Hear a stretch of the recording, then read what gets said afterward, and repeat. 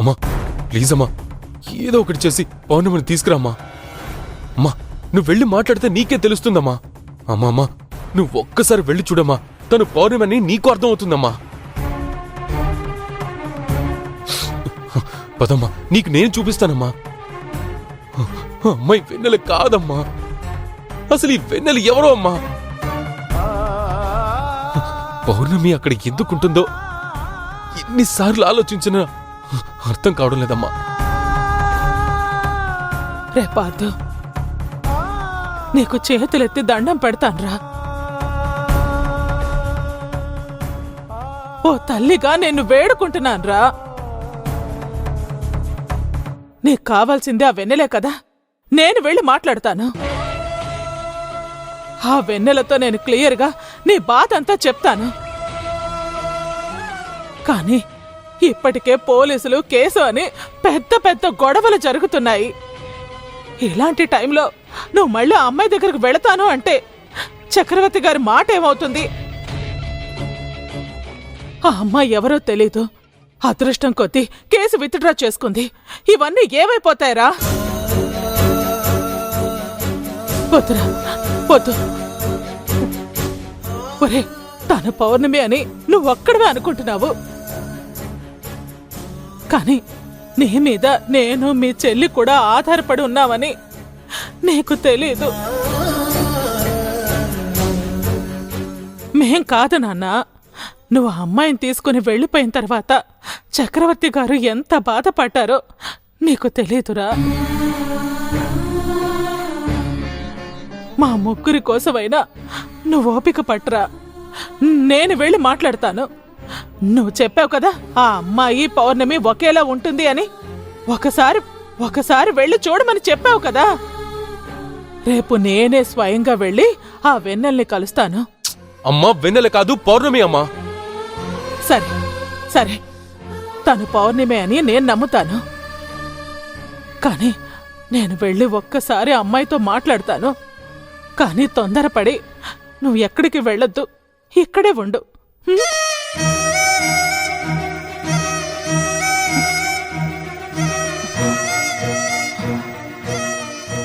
రే పార్థు,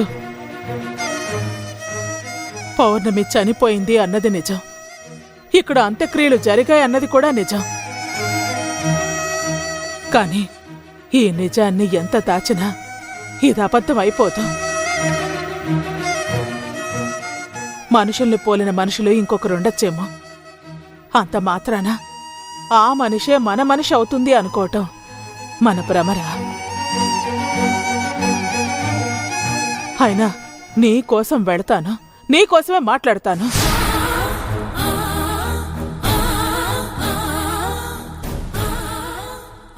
నువ్వు మాత్రం నన్ను కాదని ఎక్కడికి వెళ్ళొద్దు ప్లీజ్ రా.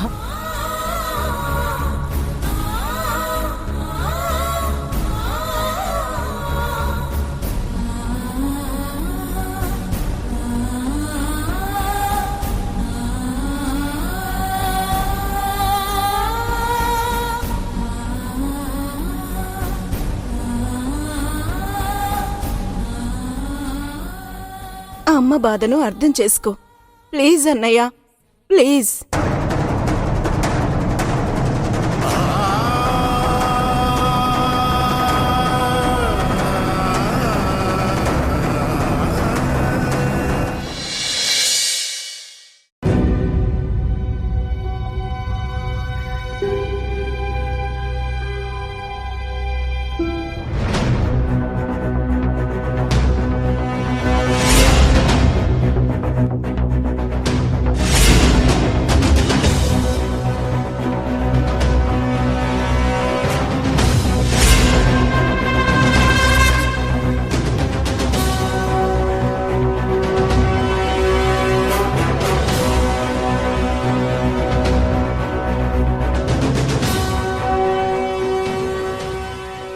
ఏంటమ్మా ఏదో కొత్తగా కనిపిస్తున్నావు, చాలా ఎనర్జెటిక్గా ఉన్నావు, నీలో ఏదో స్పార్క్ వచ్చినట్టు అనిపిస్తుంది. ఆలోచనలు మారితే అన్నీ కొత్తగానే కనిపిస్తాయమ్మా. అదేనమ్మా, ఎప్పుడు నువ్వు నా గురించి ఆలోచిస్తావు కదా, నీకు కొంచెం కొత్తగా కనిపిద్దామని. నీ బాధ, ఆనందం అన్నీ నా గురించే కదమ్మా. చివరికి కోపం, కసి.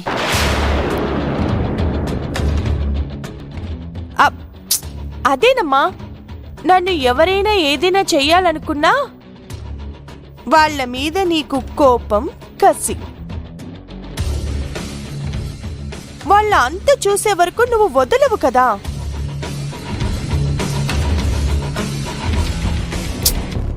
పాపం, కనీసం నీకు నీ గురించి చూసుకునే టైం కూడా ఉండదు. ఎప్పుడు ఈ కూతురు గురించే కదమ్మా నీ ఆలోచన.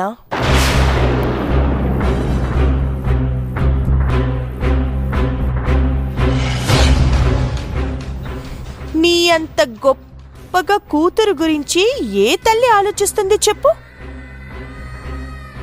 ఇంకా ఏ తల్లైనా నీలా ఆలోచించగలదా?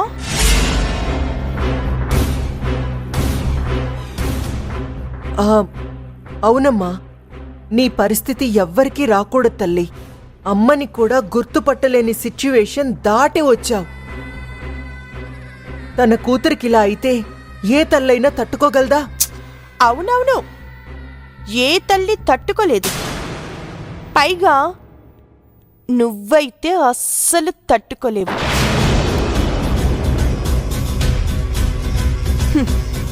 నీ కళ్ళన్నీ నా మీదే కదమ్మా.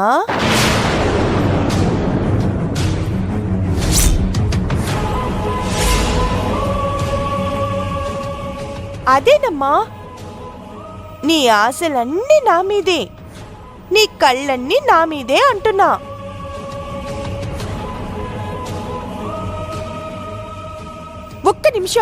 ఒక్క నిమిషం నేనలా బయటికి వెళ్తే చాలు, ఎప్పుడొస్తానా ఎలా వస్తానా అని. అసలు వస్తానా రానా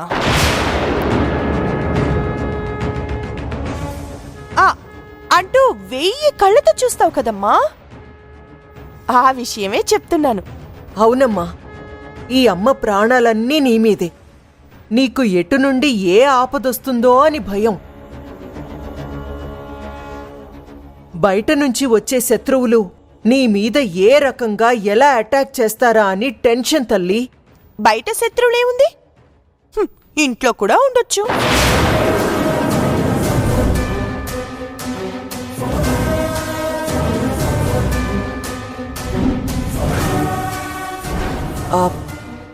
ఇంట్లో ఉండడమేంటమ్మా? శత్రువులమ్మా, శత్రువులు. శత్రువులు ఇంట్లో ఉండడమేంటమ్మా? ఏం మాట్లాడుతున్నావు? అసలు ఈ ఇంట్లో నీకు శత్రువులేంటి? ఏమో చెప్పలేము. పెద్దవాళ్ళు వాళ్ళ ఎక్స్పీరియన్స్తో చెప్పారు కదమ్మా. అది అది అదేనమ్మా, ఇంటి దొంగని ఈశ్వరుడైనా కనిపెట్టలేడు అనే సామెతుంది కదా, ముందు నుంచి వస్తున్నదే కదా.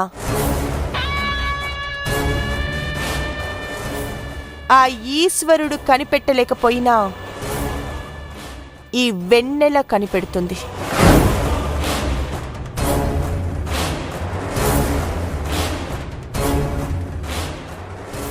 ఏంటి వెన్నెలమ్మా, నువ్వు కొత్తగా మాట్లాడుతున్నావు?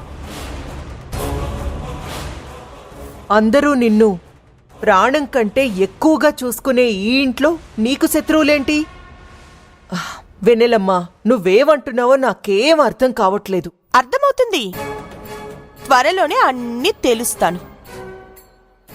అందరిలో కలిసిపోయి దొరలా నటిస్తున్న ఆ దొంగెవరో బయటికి లాగుతాను.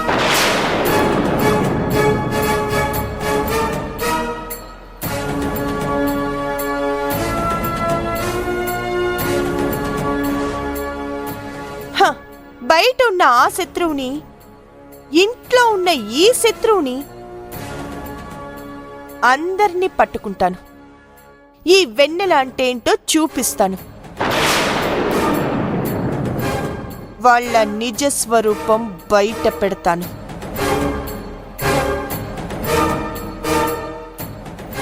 అమ్మా, నేను బయటికెళ్తున్నాను, తొందరగా వచ్చేస్తాను.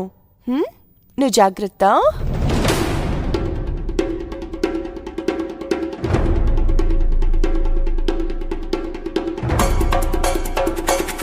ఇంట్లో శత్రువు అంటుంది, బయటికి లాగుతా అంటుంది. నా గురించి ఏమైనా తెలుసుంటుందా?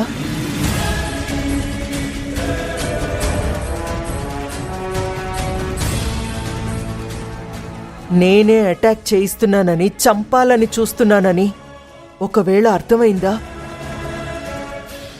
అమ్మో, కంగారు పడి బయటపడితే నాకే డేంజర్. వెన్నెల ఆలోచనల్లోనూ మాటల్లోనూ చాలా చేంజ్ వచ్చింది.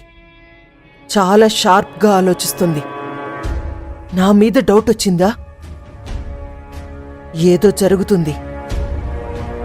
చాలా జాగ్రత్తగా ఉండాలి.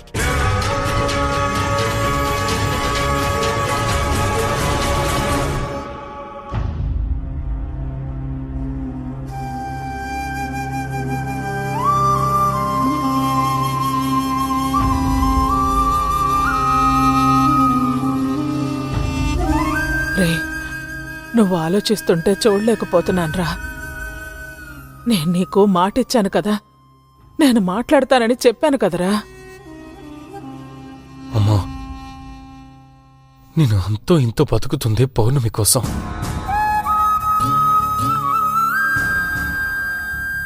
నా పౌర్ణమిని చూడకుండా, తనతో మాట్లాడకుండా నేను ఉండలేనమ్మా. అరే, నీ బాధ నాకు అర్థమవుతోందిరా. అలా అని ఆ భగవంతుడు దిగి వస్తే తప్ప మన పౌర్ణమి మన దగ్గరికి రాదురా.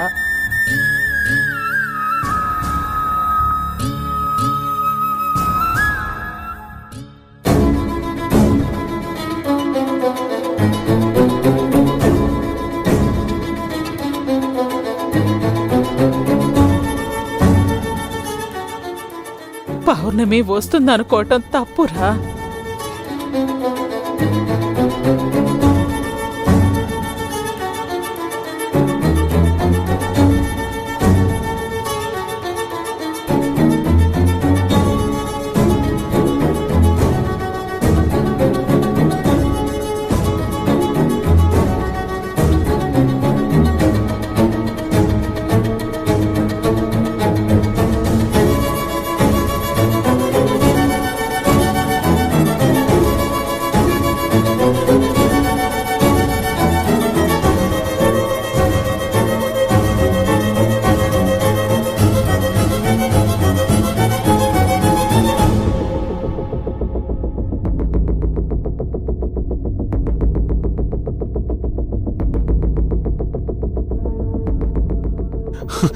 పౌర్ణమి,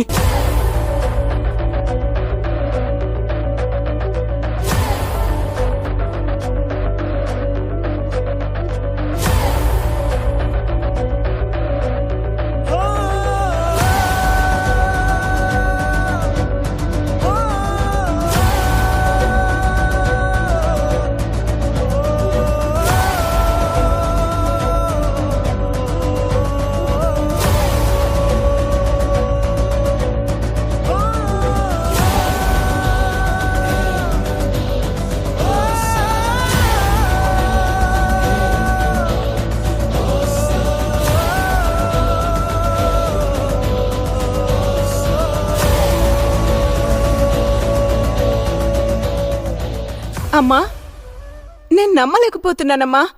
ఏంటమ్మా ఇది?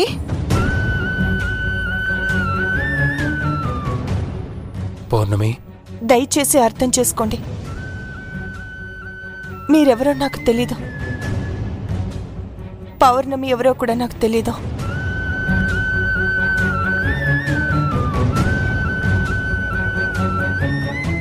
మీరు మాటి మాటికి మా ఇంటికొచ్చి ఎందుకు మమ్మల్ని బాధ పెడుతున్నారో తెలీదు.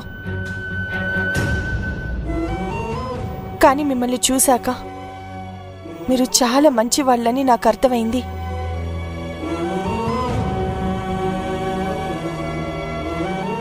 నేను మీ పౌర్ణమి ఒకేలా ఉండొచ్చు. అంత మాత్రాన నేను పౌర్ణమిని అనుకోవడం తప్పు.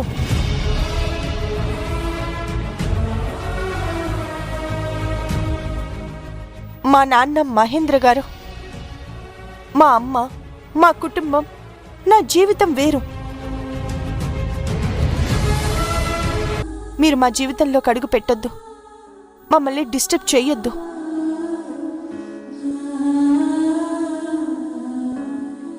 మీరు మంచి వాళ్ళని మీ బాధని అర్థం చేసుకొని పోలీస్ కేసు పెడదాము అన్నా వద్దు అని చెప్పాను.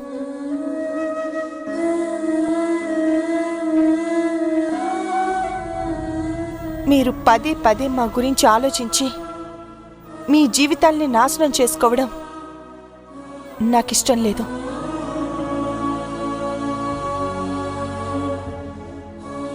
నాన్న, నేను మీ కూతుర్ని కదా, నేను వెన్నెలని కదా, మీరే చెప్పండి.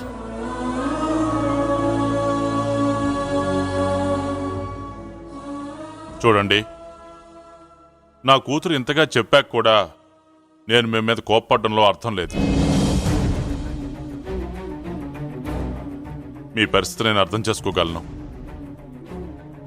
మీ నుండి ఒక బిడ్డ దూరం అయిపోతే ఆ బాధ ఎలా ఉంటుందో నాకు తెలుసు. తను నా కూతురు, నా రక్తం పంచుకు పుట్టిన నా బిడ్డ. దయచేసి మీరు మాటికి పౌర్ణమి పౌర్ణమి అని వచ్చి మా జీవితాలతో చలగాటలాడుకోవద్దు.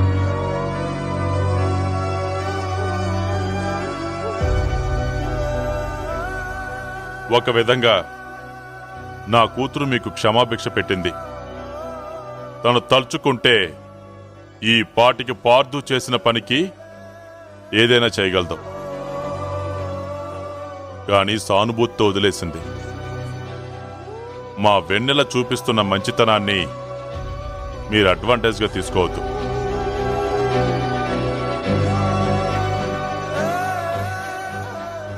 వెన్నెల నా రక్తం పంచుకు పుట్టిన నా బిడ్డ.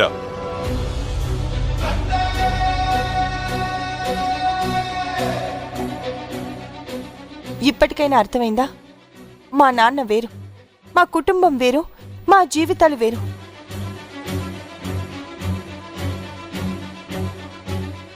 దయచేసి నా కోసం మీ జీవితాల్ని నాశనం చేసుకోవద్దు.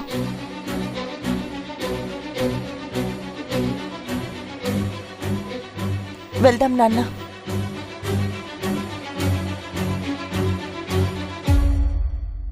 ఏ కాలం ఏ దూరం దాచి ఉంచిన నిన్నే నిన్నే, ఏ గాయం ఏ మౌనం మార్చి ఆపిన నన్నే నన్నే, మళ్ళీ రావా ఈ చోటుకి మరిచిపోలేక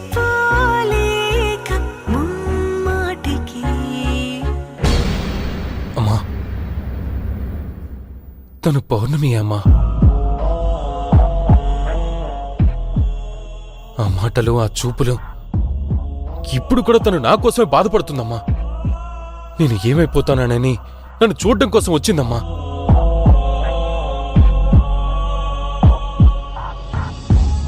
కానీ తను ఎందుకు వెన్నెలుగా చెప్పుకుంటుందో నాకేం అర్థం కావడం లేదమ్మా. అమ్మా, ఏంటమ్మా? పౌర్ణమి వదినేనమ్మా. మనుషుల్ని పోలిన మనుషులు ఉంటారేమో కానీ ఎంత క్లియర్గా అర్థమైపోతుంది కదమ్మా. చక్రవర్తి గారు చెప్పింది నిజమేనమ్మా. కానీ తను చెప్తోంది కదా, నేను వెన్నెలా అని.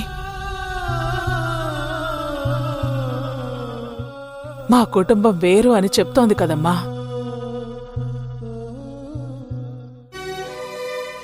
పైగా మన చేతుల మీదనే పౌర్ణమికి దహన సంస్కారాలు చేశాం కదమ్మా. అమ్మా, ప్లీజ్ అమ్మా. మాటి మాటికి అలా మాట్లాడద్దు. 100% తను పౌర్ణమియే. ఈ విషయం మీరు నమ్మినా నమ్మకపోయినా ఇదే నిజం.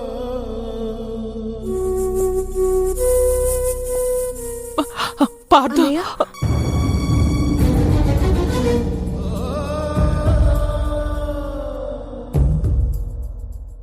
ఇదే నిజం అవ్వాలని నేను కోరుకుంటున్నాను రా. వచ్చినమ్మాయి నిజంగానే వెన్నెలేనా? పౌర్ణమా? ఏంటిది? ఒక మనిషికి ఇంకో మనిషికి ఇంత దగ్గరగా పోలికలుంటాయా? వెన్నెల నిజంగా పౌర్ణమి అయితే ఎంత బాగుండేదో.